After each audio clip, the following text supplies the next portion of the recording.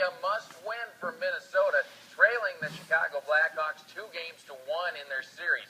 Now this one would come down to the final moments. Game tied at 1 in the third, and it's Zach Parise for Minnesota in front of the net. Wild, in great shape, up 2-1 early in the period, but with about 2 minutes to go, Duncan Keith with a hard blast into the back of the net. That was the equalizer, sending it to overtime, tied up at 2 apiece, but it only took about 2 minutes in the OT for Minnesota to get it back. From a tough angle, Jason Zucker gets it home.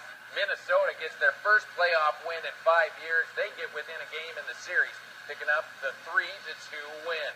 We're going to head off to Talladega, where it seems like everybody is always waiting for the big one, and it didn't take long to happen today. On lap 43, after Kyle Busch, running second, got into the back end of Casey Kane, this is what would happen. 13 cars get involved in this.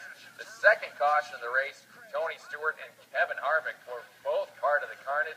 As for someone who did not get caught up in it, how about David Reagan? He would get by Carl Edwards on the final lap.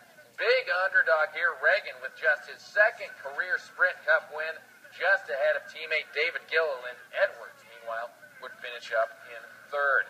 LeBron James' talent has brought another trophy to South Beach. King James was today officially named the NBA's MVP.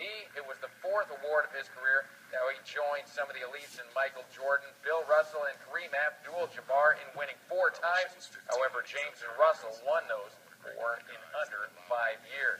Well, we want to go back to the ice one last time to finish this out tonight. And check this out, 90-year-old Carter Frost from Cedar Falls, incredible shot here during a shootout in a game in Rochester, Minnesota this weekend.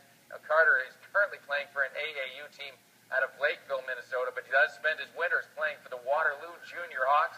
You know, Dad Mike says he's been part of the Waterloo youth hockey program since he was 3 years old, and check out what he is doing when he was 9. Just incredible. Well, that is going to do it for this edition of Sports Plus. Panther Sports Talk is coming up next, and don't forget, today in Iowa begins at 5 o'clock tomorrow. Have a great night.